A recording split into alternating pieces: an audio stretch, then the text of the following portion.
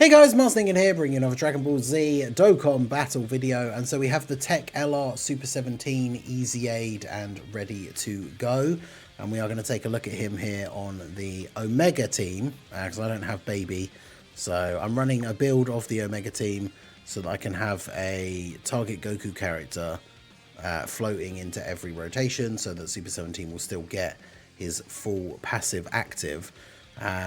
So post EZA, this guy greatly raises attack and raises defense for 1 turn on his 12 key super, colossal damage and lowers defense, and then the 18 key is greatly raise attack, which is an infinite stack, mega colossal damage, and greatly lowers defense. And so then for our passive, attack and defense 200%, chance to crit and damage reduction 17%, and then an additional 2 key per rainbow key sphere obtained, to make it prioritize him picking up rainbow orbs, because he does get a special buff from those as well. Per target Goku, Android, or GT boss ally attacking in the same turn, he gets an extra attack and defense 50%, depending on which category has more members. So it's one of those, like, you can't mix and match. You can't have like 1 target Goku, 1 GT boss, and then he gets the 100%, right? If you have 1 target Goku, 1 GT boss, it will just be 50%. When there's another Android or target Goku ally in the same turn, he creates rainbow orbs. He gets an extra 170 defense and an extra 17% damage reduction, so that takes it up to 34. For every rainbow key sphere obtained, he gets an additional attack that has a great chance to become a super up to twice, so you just need to ideally try and get 2 rainbow orbs with him every time. Then when activating the active skill or attacking with 17 or more key, he gets an extra attack and defense 70% and an extra 17% crit. And then when receiving an attack, 100% defense and another 17% damage reduction. So if you have the target Goku or Android ally, when he receives a hit, he has 51% damage reduction, as well as getting 100% defense as soon as he gets hit as well. And then every attack received, he builds up 1 key to 7, and then attack and defense and crit chance 10% up to 70. So we need to get hit like 7 times in order to be fully built up. So you can see here we have 517k defense start of turn for turn 1. That's not bad with no build up at all. I think him having like a big turn 1 buff for like just for that first turn, I think would have been quite good. But we'll see how we get on. We haven't got the best rotation for him. Obviously there's no Omega on this first turn, so he's not going to have the extra buff from Omega's passive. But remember, when he gets hit, he's going to get 100% defense. So he goes up to having 1,000,000 defense and 51% damage reduction. But of course, like, if this Kale and Caulifla super attack straight away, that could be bad. Fortunately, they don't. So we take 2 hits, so that gives him a little bit of build up. 14 mil. Nothing super crazy, but he's only got Fierce Battle and Legendary Power active with the Golden Frieza. So it's not the best rotation for him. But we did get 2 Rainbow Orbs. So the first attack is a super, and then the second attack is the super as well. So remember, both of those are raising defense, and he gets 70% attack and defense when he attacks with 17 or more key. So by that point, he's got relatively good defense and the 51% damage reduction. And once we have both the Omega passives active, then he has 71% damage reduction. So should be looking pretty good. Golden Frieza, of course, not receiving any hits before he attacks, and therefore has absolutely terrible attack stats, but it is what it is. But yeah, this rotation not the best for Ki or Links in general, really. Like, in terms of this build of the Omega team, probably one of the worst starting rotations we could have got, but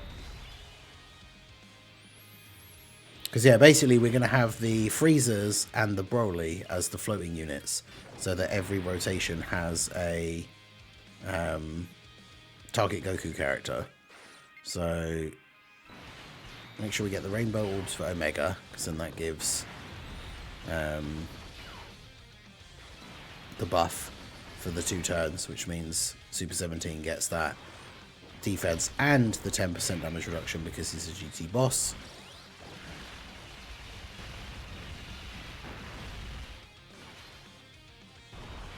And potentially, we could potentially take him out this turn, depending on how much damage Broly does. But yeah, the Rose Idol animation thing is pretty cool. some of the characters that have like the really cool auras, even if the animation itself isn't anything crazy, like what they're actually doing movement wise, like some of the auras and everything are super good.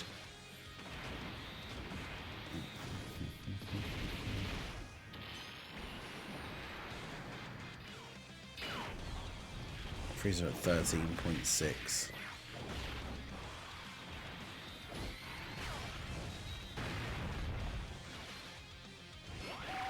He's not received any hits or anything yet. I bet he's gonna not quite kill them here, isn't he? Bruh. Yeah, they literally, like, that health bar is basically invisible.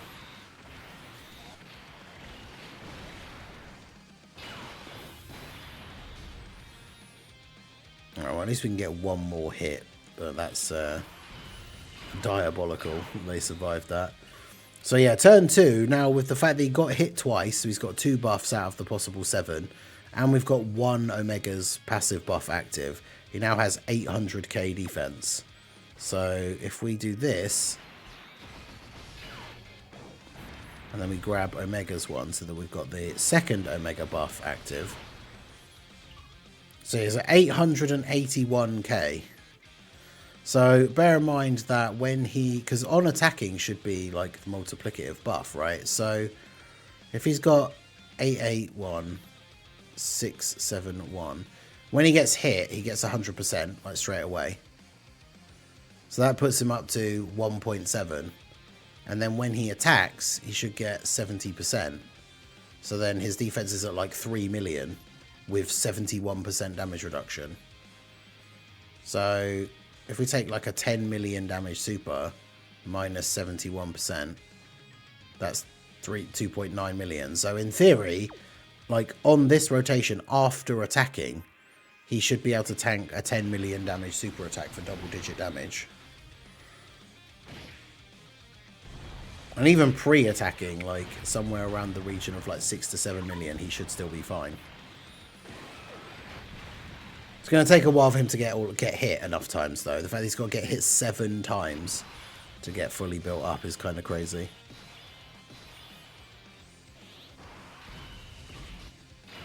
But there you go. We've got our rotations set up the way we want them now, finally.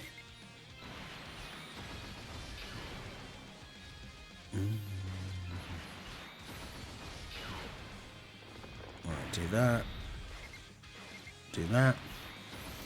Super 17 should have either gotten Gotenk's passive or a permanent 17% up to 34 if he gets hit by a Ki Blast.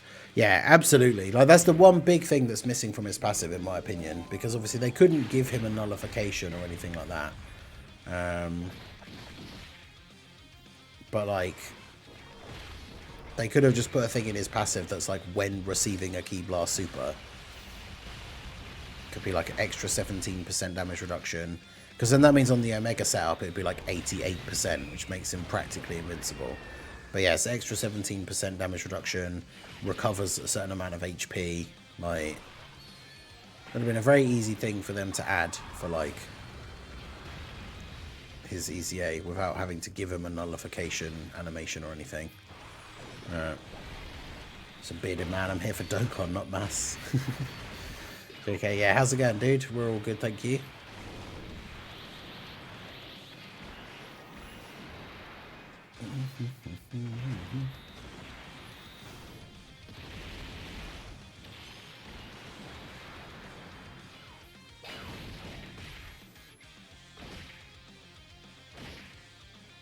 Okay, so another 2 hits. It's going to take, hopefully, I mean, it's Super 17 though now, because Super 17 is looking pretty decent. Like, Super 17 is going to kill them here, which means we're still only going to get hit twice. So that takes his number of hits received up to 5. It's like, man, trying to get hit 7 times is proving incredibly difficult. But yeah, with 1 extra hit, because remember, he's still getting extra buffs every time he gets hit. So now he's at almost 1 million defense. When he gets hit, that immediately doubles. Like, I mean, I think he's looking pretty good. And we still haven't used the Omega domain yet. Okay, he's going to eat a super straight away. 200k. They do also get the guaranteed crits, so Wait, do they seal? Okay, well that's actually good, I guess, because now they get to get hit a whole bunch more times. Okay, so now he can actually get his passive fully maxed out. I didn't actually realise they sealed. But yeah, that's good. So yeah, no symbols coming up now. So yeah, his passive is fully built up now.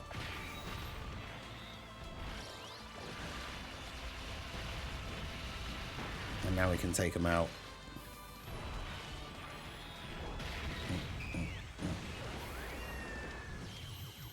Good stuff. Okay. So I think for this turn,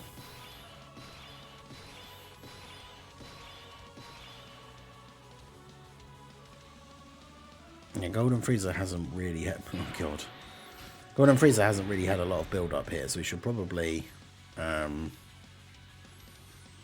active skill with him. Just the entire field is just rainbow orbs.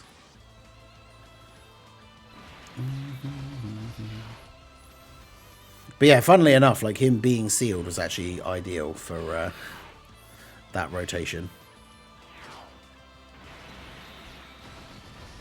Alright, so we'll do this. Frieza can take all the hits.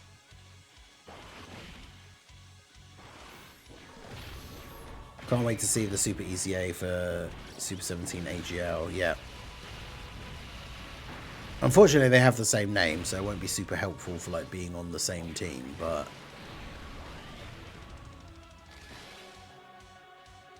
yeah, the AGL Super 17 Super EZA is one I'm looking forward to. TEQ Golden Frieza one as well should be interesting. Yeah, just tank all the hits. Whereas a 41 million. At least the Omega on this rotation gets to have Big Bad Bosses active. I still don't understand why they didn't give Super 17 Big Bad Bosses, especially when those SR ones have it. Like, it just makes no sense. Like, why do they have it, but the actual, like, premium unit versions don't? Because it tells you the fact that, like, they've done with Super Saiyan 4 Gogeta from the 7th anniversary, and now, obviously, the 10th, 11th, okay, they're not the anniversary, the GDC one. They decided to start giving him Saiyan Raw, right? So, like, when they released the STR Super 17, like, why does he not have Big Bad Bosses? Like, it should just be, they should just decide to be adding these into the mix, but they have not for some reason. Alright, so now Super 17 fully built up. We also have our active skill that we can use. So fully built up is at 1.1 million, and that's before we've picked up the orbs or anything with Omega. So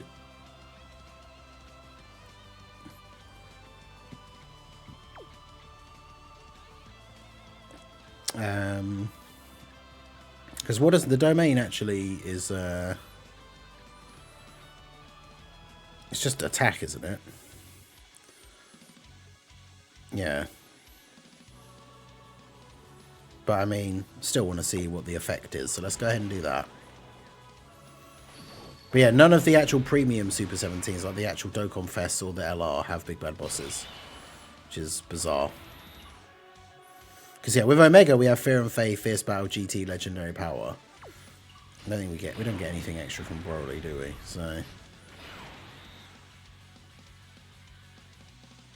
So yeah, his active skill can be activated after he receives 7 attacks, causes ultimate damage to the enemy, and lowers attack and defense by 17% for 1 turn. So let's go ahead and I guess we'll still just use it on Kale, because I mean on Caulifla we could potentially do a crazy amount of damage, but I want to get rid of Kale first, so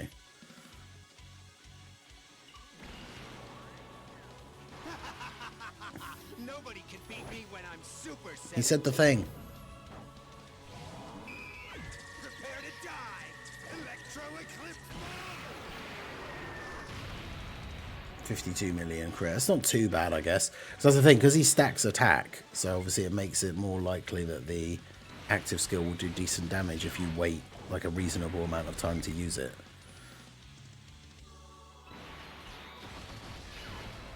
I think we definitely will be in trouble here if Broly gets super attacked by Caulifla, but alright.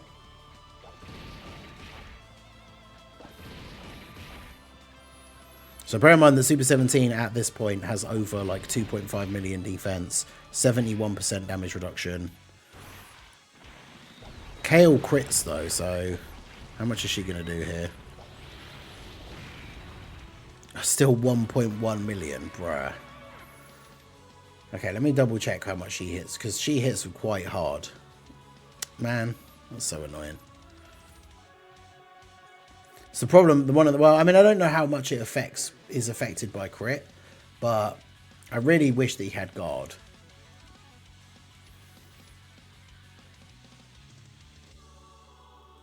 So, where is Pure Saiyan's Edition, Kale and Caulifla? So, Kale is hitting for 4.5 million. She also gets 30% extra attack with each turn passed. So, what was that? Was that the second?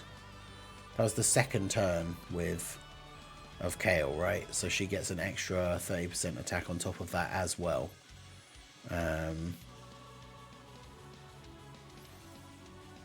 So yeah, that's her hitting for like just over 5 million, I think, with guaranteed crits, and it still did 1 million damage.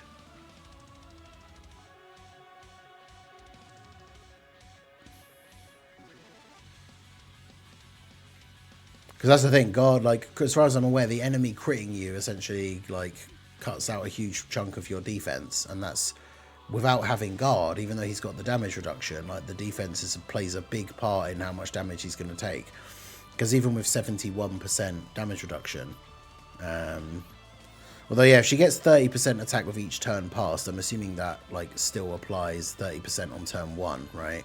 So then on turn 2 it's 60%, so she's closer to like 6 million with a guaranteed crit, which is a big, like, that is still like a dangerous, like, big damage super. And I guess in a way, only taking 1 million damage from that is still somewhat decent. But the problem is going to be all the toughest fights in the game. Rose and Zamasu is probably still the hardest fight in the game, and Rose has type advantage over this guy. So turn 1, even with Rose not being fully built up, with this guy not being built up, and he's at like 500k defense turn 1, like, he gets one shot by Rose's super attack. So, I don't know, his EZA seems good. I liked what I saw as we were going through. Like, he took mostly double digits from pretty much everything. That turn of him getting sealed was actually useful, so he could get fully built up, and then we could do the active skill on the next turn. But, yeah, unfortunately, still taking big damage from the super. I mean, after he attacks, he would have quite like a chunk of extra defense, so I think because he gets 70% on attack, so we potentially would have lived if the super was after we attacked. But yeah, it's a big damage super attack, so I guess it is what it is.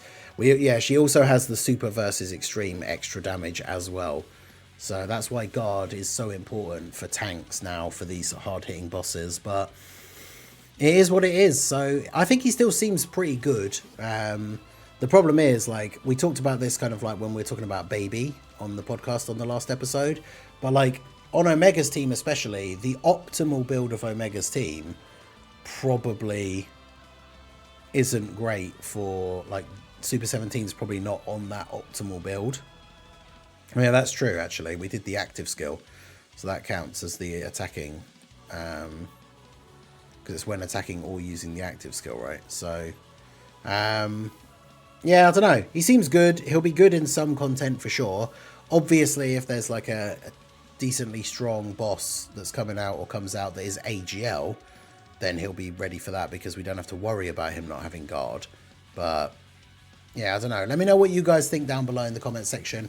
I think his EZA is decent, but yeah, there's obviously a weakness there when it comes to the hardest hitting bosses, but he'll still be usable in a lot of things. So let me know what you guys think down below in the comment section. So that is going to be it for the video, guys. This has been the Masked Ningen. Smash that like button, subscribe to the channel if you are new. Check out the links down below, and I will see you all again soon.